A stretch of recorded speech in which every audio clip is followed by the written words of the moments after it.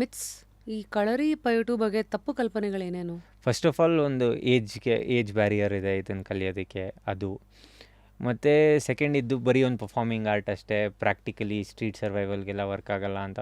ಒಂದು marshal art ಕಮ್ಯುನಿಟಿಲಿ ಅದೊಂದಿದೆ, ಬರೀ videos ನೋಡಿ ನೋಡಿ ನೋಡಿ ಕಳರಿ ಸ್ಟ್ರೀಟ್ ಸರ್ವೈವಲ್ಗೆಲ್ಲ ಆಗಲ್ಲ, ಪ್ರಾಕ್ಟಿಕಲಿ ಅಪ್ಲೈ ಆಗಲ್ಲ ಅನ್ನೋದು ಒಂದು ದೊಡ್ಡ ಮಿತ್ತಿದೆ.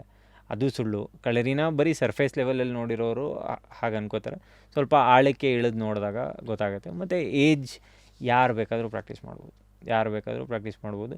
ಫಿಟ್ಟಾಗಿರಬೇಕು, ಅಂದರೆ ಕಾಲು ಕೈ ಕ್ಲೀನಾಗಿದ್ದರೆ age is not at all a barrier. ಬಂದು ಪ್ರಾಕ್ಟೀಸ್ ಕಾಲು ಕೈ ಕ್ಲೀನ್. ನಮ್ದು 2 ಔಟ್ ಆಗಿದೆ. ಅಂದರೆ ACL ಇಂಜುರಿ ಇದೆ ರೈಟ್ ನೀಗೆ, ಅಂದರೆ ಸರ್ಜರಿ ಆಗಿದೆ. ಲೆಫ್ಟ್ಗೂ ಆ್ಯಂಕಲಲ್ಲಿ 2 ಇದು ಇಂಪ್ಲಾಂಟ್ ಇದೆ. ಅಂದರೆ ಊರವ್ರಿಗೆ ಬುದ್ಧಿವಾದ ಅಥವಾ ಅವ್ರದ್ದು ಹೇಳೋ ಬದಲು ಮೊದಲು ನನ್ನಿಂದಲೇ ನಾನು ಶುರು ಮಾಡಿಕೊಂಡ್ರೆ, ಯೂಶ್ವಲಿ ಈ ಥರದ ಕೇಸಸ್ ಎಲ್ಲ ಇರೋರಿಗೆ ಇಂಜುರಿ ಪ್ರೋನಾ ಏನು ಅನ್ನೋದು. ನಾನು ಬ್ಯಾಡ್ಮಿಂಟನ್ ಆಡ್ತೀನಿ, ಸರ್ಜರಿ ಎಲ್ಲ ಆದಮೇಲೆ 2 ವರ್ಷ ಆಡ್ತಾಯಿದ್ದೀನಿ. ಬಟ್ ಐ ಅಂಡರ್ಸ್ಟ್ಯಾಂಡ್ ಈ ಜಂಪಿಂಗು ಇದೆಲ್ಲ.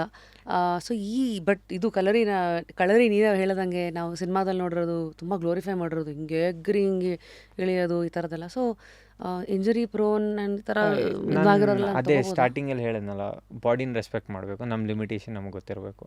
ಈಗ ಫಸ್ಟ್ ಕ್ಲಾಸಲ್ಲೇ ಒಬ್ಬ ಟೀಚರ್ಗೆ ಗೊತ್ತಿರಲ್ಲ ಈ ಥರ ಪ್ರಾಬ್ಲಮ್ ಇರೋ, ನೀವು ಟೀಚರ್ಗೆ ಹೇಳಬೇಕು ಇದು ನನ್ನ ಬಾಡಿಯಲ್ಲಿ ಈ ಪ್ರಾಬ್ಲಮ್ಸ್ ಇದೆ ಅಂತ. ಆವಾಗ ಗುರು ಸ್ಟ್ರಕ್ಚರ್ ಮಾಡ್ತಾರೆ, ಈ ಪರ್ಟಿಕ್ಯುಲರ್ ಮೂಮೆಂಟ್ ಮಾಡಿ, ಈ ಪರ್ಟಿಕ್ಯುಲರ್ ಮೂಮೆಂಟ್ ಮಾಡಬೇಡಿ ಅಂತ. ಅದೇ ಆವಾಗ ನಮ್ಮ ಬಗ್ಗೆ ನಾವು ತಿಳ್ಕೊಂಡಂಗೂ ಆಗುತ್ತೆ. ಮತ್ತು ಕಳರಿಪೈಟು ಎಸೆನ್ಸು ತೊಗೊಂಡಾಗುತ್ತೆ, ಬಾಡಿನೂ ರೆಸ್ಪೆಕ್ಟ್ ಮಾಡೋಕ್ಕಾಗತ್ತೆ. ನಾನು ಎಲ್ಲರೂ ಎಲ್ಲ ಮೂಮೆಂಟ್ ಮಾಡ್ತೀವಿ ಅನ್ನೋದು ಸ್ವಲ್ಪ ಕಷ್ಟ ಅಂತ. And also don'ts of kalari ಏನು? ಡೋಂಟ್ಸ್ ಫಾರ್ ಪ್ರಾಕ್ಟೀಸ್ನರ್ಸ್ ಅಂದರೆ even for people who watching with curiosity saying that ಇದನ್ನು ನಾನು ಟ್ರೈ ಮಾಡ್ಬೋದಾ, ಇದು ನನ್ಗೆ ಅಂತ. ಆ ಒಂದು ಫೆನ್ಸ್ ಸಿಟ್ಟರ್ಸ್ ಇರ್ತಾರಲ್ಲ, ಕೂತ್ಕೊಂಡು ನೋಡ್ತಾ ಇರ್ತಾರಲ್ಲ, ಹಿಂಗೆ. ಇದು ಎಲ್ಲರಿಗೂ ನಾನು ಅದೇ ಹೇಳಿದ್ದು. ಒಂದು ಈಗ ಯೋಗ ಪ್ರಾಕ್ಟೀಸ್ನರ್ಸ್ ನೋಡ್ತಾ ಇರ್ತಾರೆ ಅಂತ ತಿಳ್ಕೊಂಡ್ರು, ನೀವು ಯೋಗಲ್ಲಿ ಏನೇನು ಸಿಗ್ತಾ ಇದೆ ಆಧ್ಯಾತ್ಮಿಕವಾಗಿ ನಾಲೆಡ್ಜು, ಅದು ಇಲ್ಲೂ ಸಿಗುತ್ತೆ. ನೀವು ಯೋಗದಲ್ಲಿ ಬಾಡಿ ಕಂಡೀಷನಿಂಗ್ ಏನು ಮಾಡ್ತಾರೆ ಇಲ್ಲೂ ಸಿಗುತ್ತೆ. ಇಲ್ಲಿ ನಿಮಗೆ ಸೆಲ್ಫ್ ಡಿಫೆನ್ಸ್ದು ಇನ್ನೊಂದು ಆಸ್ಪೆಕ್ಟ್ ಸಿಗುತ್ತೆ. ನೀವು 45 ನಿಮಿಷ ಯೋಗ ಮಾಡಿ ಬರೀ ABCD ಸಿಗ್ತಾಯಿದೆ, ಕಳರಿ ಮಾಡಿದ್ರೆ ABCDE ಸಿಗುತ್ತೆ. So try out. ನಾರ್ಮಲ್ ಲೇಮನ್ಗೆ ಏನು ಹೇಳ್ತೀನಿ, ಫಸ್ಟ್ ಆಫ್ ಆಲ್ ಪೇಟ್ರಿಯಾಟಿಸಮ್. ನಮಗೆ ಜೆನೆಟಿಕಲಿನೇ ಈ ವಿದ್ಯೆ ನಮ್ಮ ಒಳಗೆ ಇದೆ, ಇದು ನಮ್ಮ ನಾಡ್ದು ವಿದ್ಯೆ, ನಾವೇ ಪ್ರಾಕ್ಟೀಸ್ ಮಾಡೋದು, ನಾವೇ ಉಳಿಸ್ಬೇಕು. ನಮ್ಮ ಕಲ್ಚರ್ ನಾವು ಉಳಿಸ್ತೀವಿ, ಇನ್ಯಾರು ಉಳಿಸ್ತಾರೆ. ಅದು ಸೆಕೆಂಡ್ ಪಾಯಿಂಟ್. ಥರ್ಡ್, ಒಂದು ಕರೇಜಿಯಸ್ ಸೊಸೈಟಿ ಬೇಕು ಅಂತ ಹೇಳಿದ್ರೆ ಎಲ್ಲರೂ ಮಾರ್ಷಲ್ ಆರ್ಟ್ಸ್ ಪ್ರಾಕ್ಟೀಸ್ ಮಾಡಬೇಕು. ಆ ಧೈರ್ಯ ಬೇಕು ಎಲ್ಲರಿಗೂ. ಒಂದು ತಪ್ಪು ನಡೀತಿದೆ, ಹೋಗಿ ಪ್ರಶ್ನೆ ಮಾಡ್ತೀವಿ ಅಂತ ಹೇಳಿದ್ರೆ ಆಟೋಮೆಟಿಕ್ಲಿ 50 ಜನ ಹಿಂದೆ ಬರ್ತಾರೆ. ಅದು ಬೇರೆ ಬೇರೆ ರೀಸನ್ಸ್ ಇರ್ಬೋದು. ಆದರೆ if you are a well trained martial artist, ಒಂದು ಲೆವೆಲಿಗೆ ಮಾರ್ಷಲ್ ಆರ್ಟ್ಸ್ ಕಲ್ತಿದ್ರೆ ಚಿಕ್ಕ ವಯಸ್ಸಿಂದ ಆ ಧೈರ್ಯ ಜಾಸ್ತಿ ಬರುತ್ತೆ.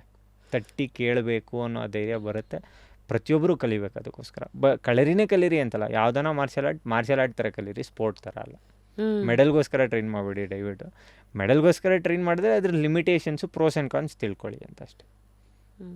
ಇದನ್ನು ನಂಬ್ಕೊಂಡು ಜೀವನ ನಡೆಸೋದು ಅನ್ನೋದು, ಜೀವನೋಪಾಯಕ್ಕೆ ಎಷ್ಟೊಂದು ಜನ, ಬಿಕಾಸ್ ಇಂಡ್ಯಾದಲ್ಲಿ ಎಲ್ಲರದೂ ಕೆಲವುದು ಸೆಟ್ ರೋಡ್ಸ್ಗಳಿದೆ ದುಡ್ಡು ಮಾಡೋದಕ್ಕೆ. ಬಟ್ ಇದೆಲ್ಲ ಕಳರಿ ಆಗಿರಲಿ, ಮ್ಯೂಸಿಕ್ ಆಗಿರಲಿ, ಇನ್ಫ್ಯಾಕ್ಟ್ ಇವತ್ತಿಂದು ಇನ್ಫ್ಲೂಯೆನ್ಸರ್ಸ್ ಕಮ್ಯುನಿಟಿ, ಇವೆಲ್ಲ ಹೊಸದಾಗಿ ಜನ ಏನಾಗುತ್ತೆ ಅಂತ ಗೊತ್ತಿಲ್ಲದೆ ಕೈ ಹಾಕಿ, ಆಮೇಲೆ ಕೆಲವರು ಮರವಾಗಿ ನಿಂತ್ಕೊತಾರೆ, ಕೆಲವರು ಸ್ಟಾರ್ಟಿಂಗಲ್ಲಿ ಬಿದೋಗಿರ್ತಾರೆ, ಎಲ್ಲ ಥರದವ್ರು ಇರ್ತಾರೆ. ಸೊ ಇದನ್ನು ನಂಬ್ಕೊಂಡು ಜೀವನ ಮಾಡ್ಬೋದಾ? ಕಷ್ಟ ಇದೆ. ಈಗ ನಾನು ಅಕಾಡೆಮಿಕ್ಲಿ ನಾನು ಇಂಜಿನಿಯರಿಂಗ್ ಗ್ರ್ಯಾಜುಯೇಟು, ಆದರೆ ಈಗ ಫುಲ್ ಟೈಮ್ ಕಳರಿಪೈಟುನೇ ಮಾಡಬೇಕು ಅಂತ ಆ ಡಿಲೆಮಾ ಇವತ್ತಿಗೂ ಇದೆ. ನಾನು ಕರೆಕ್ಟಾಗಿ ಚೂಸ್ ಮಾಡೋದನ್ನ ಇಲ್ವಾ ಅಂತ. ಆದರೆ ಆ ಧೈರ್ಯ, ನಾವು ಇಲ್ಲ ಮಾಡಬೇಕು, ನಾವು ಮಾಡಲಿಲ್ಲ ಯಾರು ಮಾಡ್ತಾರೆ ಅನ್ನೋ ಪ್ರಶ್ನೆ. ನಾವು ಇಷ್ಟು ಆಳಕ್ಕೆ ಇಳಿದೋರೇ ಬಿಟ್ಬಿಟ್ರೆ ವಿದ್ಯೆನ, ಇನ್ನು ಮುಂದಕ್ಕೆ ಹೆಂಗೆ ಹೋಗುತ್ತೆ ಅಂತ ಕಾಳಜಿ ಇರೋದಕ್ಕೆ ನಿಮ್ಮನ್ನು ಅದು ಕಾಪಾಡ್ತಾ ಇದೆ. ಕಾಳಜಿ which let to the next point, ಸ್ವಲ್ಪ ಧೈರ್ಯ and may be other factors eventually ಕೈ ಹಿಡಿದು ಎಳ್ಕೊಂಡು ಹೋಗಿದೆ ನಿಮ್ಮನ್ನು ಇಲ್ಲಿವರೆಗೂ. ಮತ್ತು ಫ್ಯಾಮಿಲಿ ಅಂತ ನೋಡಿದಾಗ್ಲೂ ಫ್ಯಾಮಿಲಿಗೂ ಅದಿದ್ದೇ ಇರುತ್ತೆ. ಏನು ಇಷ್ಟು ಓದ್ಬಿಟ್ಟು ಹುಡುಗ ಇದೇನೋ ಕಳರಿ ಮಾಡ್ಕೊಂಡು ನಿಂತಿಯಾನೆ, ಇದು ಈಗ ಒಬ್ಬ ಇಂಜಿನಿಯರ್ ಸಾಫ್ಟ್ವೇರ್ ಇಲ್ಲೇ ಎಲೆಕ್ಟ್ರಾನಿಕ್ ಸಿಟಿಲಿ ಏನಾದರೂ ಇಂಜಿನಿಯರ್ ಆಗಿದ್ರು 1 ಲಕ್ಷ 1.25 ಲಕ್ಷ ಸಂಬಳ ಬರ್ತಾಯಿತ್ತು. ಈಗ ಒಂದು ತಿಂಗಳು 10,000 ಬರುತ್ತೆ, ಒಂದು ತಿಂಗಳು 50,000 ಬರುತ್ತೆ. ಈಗ ಸುಮ್ಮನೆ ಒಂದು ಎಕ್ಸಾಂಪಲ್ ಕೊಡಬೇಕು ಅಂದರೆ, ಮಕ್ಕಳಿಗೆ ಈಗ ಜಾನ್ವರಿ ತನಕ ರೆಗ್ಯುಲರಾಗಿ ಬರ್ತಾರೆ, Jan to March ಎಕ್ಸಾಮ್ಸು ಅಂತ ಬರೋಲ್ಲ. 10ನೇ ಕ್ಲಾಸ್ ಆದರೆ ಬಿಟ್ಬಿಡ್ತಾರೆ. ಫಸ್ಟ್ ಆಫ್ ಆಲ್ ಪೇರೆಂಟ್ಸ್ ಅರ್ಥ ಮಾಡ್ಕೋಬೇಕು, ಇದೊಂದು ಜೀವನ ಶೈಲಿ. ಮಗು ಎಷ್ಟು ಫಿಸಿಕಲಿ ಟೋನ್ ಆಗುತ್ತೆ, ಮೈಂಡ್ ಅಷ್ಟೇ ಕಂಟ್ರೋಲ್ ಬರುತ್ತೆ. ಎಕ್ಸಾಮ್ ಟೈಮಲ್ಲಿ ನೀವು ನಿಲ್ಲಿಸ್ತಾ ಇದ್ದೀರಾ ಅಂತ ಹೇಳಿದ್ರೆ ಅವಾಗ ಮಗು ಮೈಂಡ್ದು ಇನ್ನೂ ಬೇವರ್ ಆಗುತ್ತೆ. ಫಿಸಿಕಲಿ ಏನಾದರೂ ಮಾಡಿದರೆ ಅವಾಗ ಕೂತ್ಕೋತಾನೆ ಒಂದು ಕಡೆ. ಕಂಟ್ರೋಲ್ ಬರುತ್ತೆ ಇನ್ನೂ ಜಾಸ್ತಿ. ಆದರೆ ಇವ್ರು ಬಿಡಿಸೇ ಬಿಡ್ತಾರೆ ಫಿಸಿಕಲ್ ಆ್ಯಕ್ಟಿವಿಟಿನ. 10th ಬಂದು ಸೆಕೆಂಡ್ PUC ಬಂದರು, ನಿಲ್ಲಿಸ್ಬಿಡು, ಏನೂ ಮಾಡಬೇಡ, ಯೋಗ ಮಾಡಬೇಡ, ಕಳರಿ ನೀವು ಮಾಡಬೇಡ. ಹೇಳ್ತೀರಾ ಐ ಆಮ್ ಶೋರ್. ಅವಾಗ ಅವ್ರು ಏನು ಹೇಳ್ತಾರೆ? ಕೇಳಲ್ವಾ ಅಥವಾ ಡೌಟ್ಸ್ಗಳಿರುತ್ತಾ? ಕೇಳಲ್ಲ ಮೋಸ್ಟ್ ಆಫ್ ಆಲ್, ನಿಜ ಹೇಳಬೇಕು ಅಂತ ಹೇಳಿದ್ರೆ. ಯಾಕೆಂದರೆ ಪೇರೆಂಟ್ಸ್ ಅದೇ ಹೇಳಿದ್ನಲ್ಲ ನಾನು, ಕೆಲವು ಪೇರೆಂಟ್ಸ್ಗೆ ಪ್ಯಾಷನೇಟಾಗಿ ಕಳರಿ ಕಲಿಸ್ಬೇಕು ಅಂತ ಇರುತ್ತೆ. 50% ಜನಕ್ಕೆ ಏನಂದರೆ ಕಳರಿ ನನ್ನ ಮಗ ಕಲಿತಾನೆ ಅಂತ ಹೇಳ್ಕೋಬೇಕು ಅಂತ ಕಳಿಸೋರು ಇರ್ತಾರೆ. ಅದು ಆವಾಗ ಪ್ರಾಬ್ಲಮ್ ಬರುತ್ತೆ.